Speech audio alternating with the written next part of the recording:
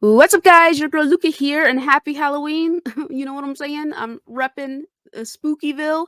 Uh, yesterday, yesterday, some breaking news came out in which Bungie decided to cut several jobs, and now we know why. So let's go ahead and get into it. So here's the thing. I'm a former Destiny 2 addict. I was highly addicted to the game. Like, it was bad. It was bad. I had three characters. I was a Titan, Warlock, and Hunter. But Titan mains. You already know. You know what's up, right?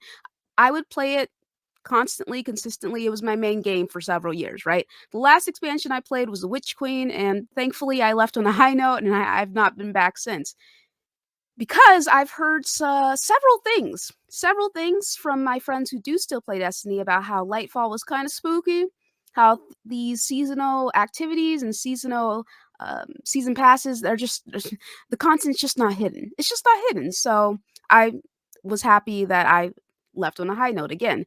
And then Diablo 4 came out and there was like a mass exodus. Several content creators and gamers left and stopped playing Destiny to start playing Diablo 4 when that came out. So there's just been, I feel like people, they've been searching for that Destiny alternative because as a Destiny player, there is a love-hate relationship when it comes to this stuff, right? Sometimes you love Bungie, sometimes you absolutely hate them because they make decisions that irritate you. They take away fun aspects of the game, but then add other aspects of the game that are fun, that kind of thing. So, unfortunately, they've not been able to recover after several mishaps in which again Lightfall did not perform to expectations. People were very disappointed about it. I don't think it scored well either, but to correct me on that, right? But now, from Jason Schreier of Bloomberg, we now have a reason as to why Bungie has decided to cut an estimated 100 jobs from the staff, which is insane. That is a ridiculous amount of people who are jobless now, who've lost their livelihood, and they weren't given much time.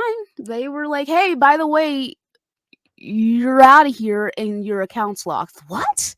Not giving them zero time to mentally process it. I understand why they did it. They wanted to make sure people who had access to high level things, high level files, they didn't do something like they didn't release anything or take some of the skills and some of the projects that they completed to use as part of their interview process for whatever next job they have, right? Like I understand why, but it's like that human element, that emotional element where I'm just like, yeah, it's very jarring and upsetting to come into work one day and just be told, like, by the way, you're out of here. It sucks. So for me, I really feel for the people who've lost their jobs because I've been there. I've 100% been there. Like 10 years ago, I was at a job for a very long time, and they were like, "Listen, we like you, but we don't need you. So you're gonna have to get on out of here." So let's go ahead and talk about this article. So let's see here. About 1,200. Okay, so estimated 100 jobs from its staff of about 1,200 followed dire management warnings earlier the month of a sharp drop in the popularity of its flagship video game Destiny 2. Now here's the thing. That's why I brought up all my history of Destiny so I can give my personal experience as to why I believe this is happening. It's Destiny 2 it's looking a little spooky. It's looking a little shaky, man. So, just 2 weeks ago, executives at the Sony-owned game developer told employees that revenue was running 45% below projections for the year, according to the people who attended the meeting. 45% below projections, isn't it? That's bad. That's really bad. But it also makes you wonder, like, okay, what exactly were the projections? Like, what were you expecting based on what you put in the game? How much money are they spending on Destiny 2? So, CEO Pete Parsons pinned the big miss on weak player retention for Destiny 2, which has faced a poor reception since the release of its latest expansion, Lightfall. The next expansion, The Final Shape, was getting good, not great feedback, and the management told those present that they plan to push back the release to June 2024 from February, according to people who asked not to be identified because they were not authorized to speak publicly. The additional time would allegedly, seemingly, perhaps, give developers a chance to improve the product. In the meantime, Parsons told staff Bungie would be cutting costs such as for travel, as well as implementing salary and hiring freezes. The people said everyone would have to work together to weather the storm, he said, leaving employees feeling determined to do whatever was needed to get revenue back up. Again, I asked this on Twitter, what's Pete Parsons' salary? I'm just curious as to how much money he's making as we talk about weathering the storm together. But on Monday morning, the news got worse. Dozens of staffers woke up to a mysterious 15-minute meetings that had been placed on their calendars, which they soon learned were part of a mass layoff. Bungie laid off 8% of its employees, according to documentation reviewed by Bloomberg. Bungie, of course, did not respond. All right. Employees who are let go will receive at least 3 months of severance and 3 months of Bungie paid Cobra health insurance, although other benefits such as expense reimbursements ended Monday, sending some staff racing to submit their receipts.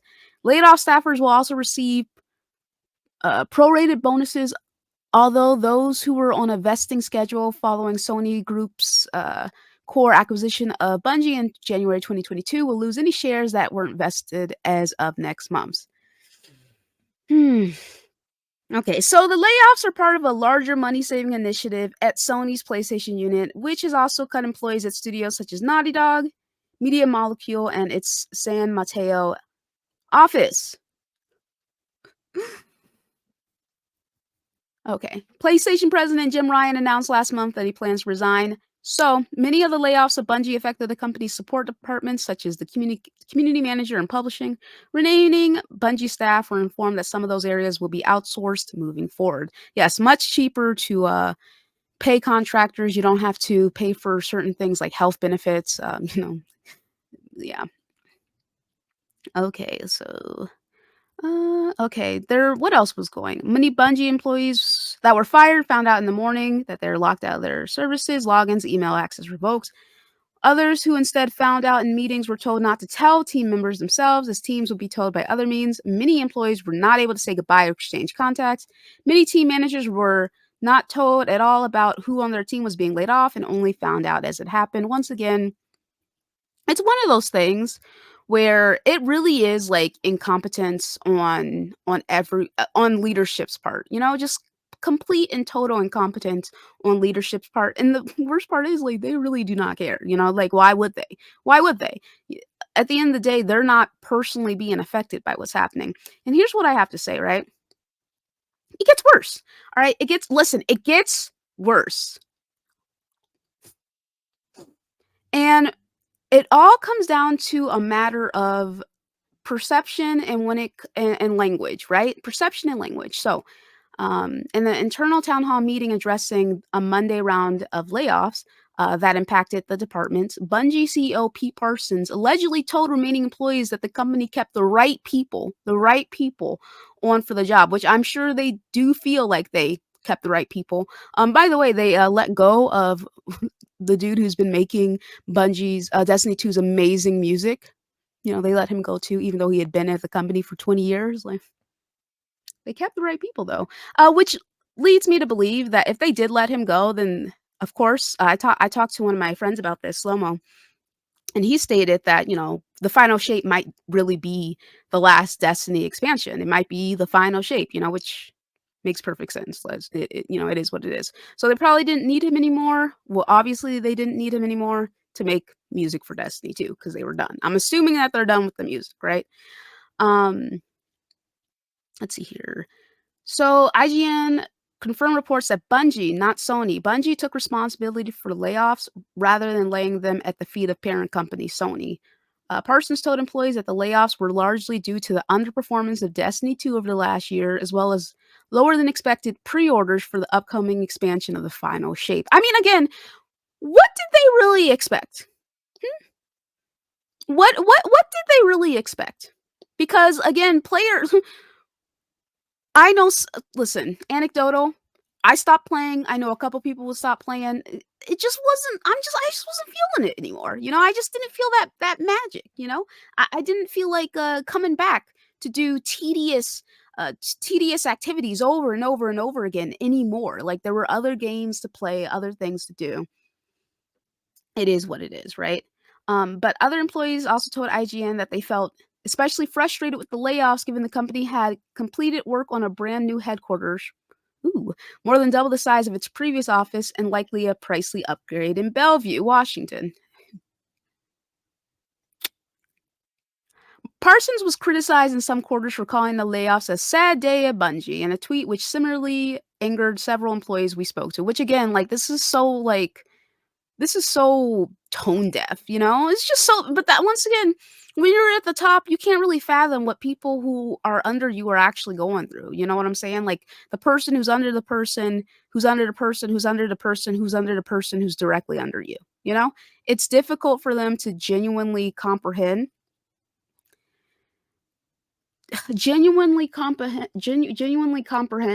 how others may be feeling in this moment when you're rolling in money, you know? It skews your perception. Now here's the thing. I've been seeing a lot of, developers, former Bungie developers come out and express their hurt and frustration about what was happening, and again, I really feel for them because that it sucks, dude. This person, Mischief Maker Hazel, they said, "I was one of these people. My boss was furious. We spent our last hour together planning next steps. I was told to say nothing. I had to reach out to my colleagues on LinkedIn for contact info. I was locked out of my account within the hour of being let go. I scrambled for my things." So here's an example of somebody who who is basically confirming what Paul Tassi had quoted in this article from here. And then we also have the former community manager. I think that's what she was. Yeah, former Destiny 2 community manager and co-lead of accessibility, uh, Liana Rupert, who, she's been going through it. She has been going through it. She's been highly upset about what happened, which I get. Like, I definitely understand. Um, she made a really interesting comment about how they had pushed for accessibility options and accessibility features in the game. And here's the thing, like I'm gonna be the one to say it, and I'm sure some people are aware of this, but there's like this misconception in American society when it comes to our relationship with our employers, right?